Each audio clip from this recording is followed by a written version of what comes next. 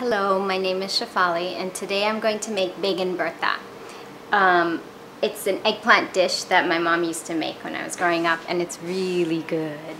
I already cut the eggplant in half and I oiled the bottom of the pan so it doesn't stick when you bake it. I set the oven for 350 degrees and I'm going to put it into the oven for 30 minutes and then we'll see how it looks.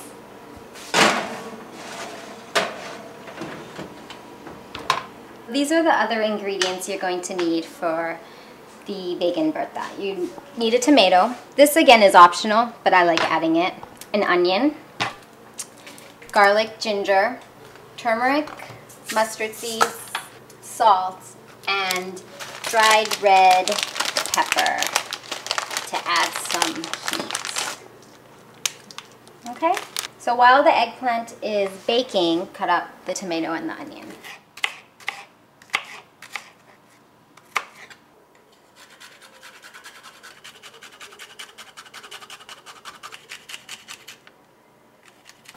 Basically, ginger and garlic, for me, are the key ingredients in making Indian food.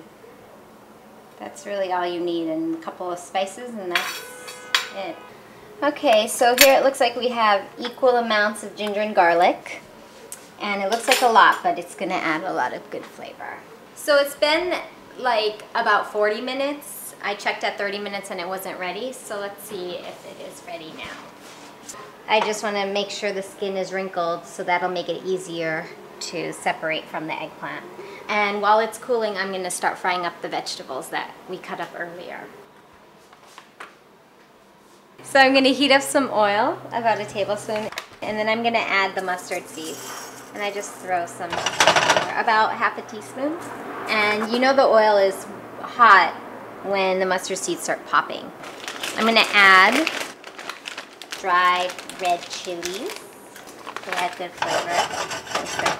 It's starting to get hot, so I'm going to add all of our onions and let it fry out.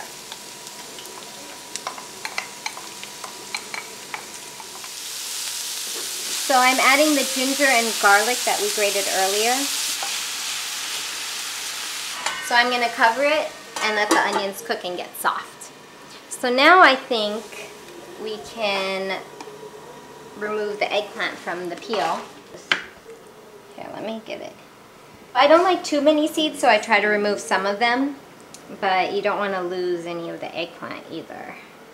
And I'm just using this spoon, whew, it's still hot, to scrape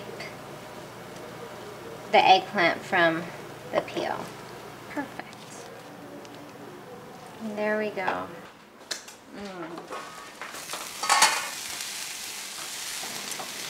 Next time I should lower the heat because the ginger and garlic got a little burned, but it'll add to the smoky flavor. So now I'm going to add the tomatoes and let them mix in with this. So I'm going to add the turmeric, about half a teaspoon. And salt, I just, same thing, half a teaspoon to taste. You can always add more salt. Smells nice. And I'll just let it cook for a few more minutes so it gets a little more juicy before we add the eggplant. Okay, so now it's ready for the eggplant. It's more liquidy from the tomatoes, which is what I wanted. I'm just going to add the eggplant that we peeled.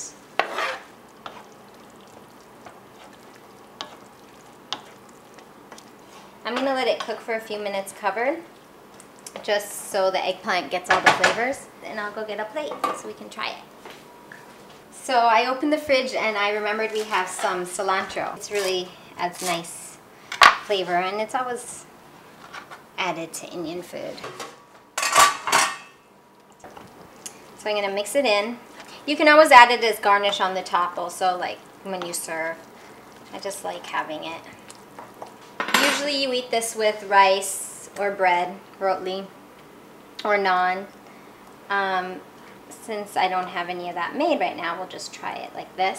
I always mix it with yogurt. I didn't mix it directly in there because some people may like it without yogurt. And there it is, baigan burtha. So let's see how this tastes. That's good. It's gonna be even better with rice or bread.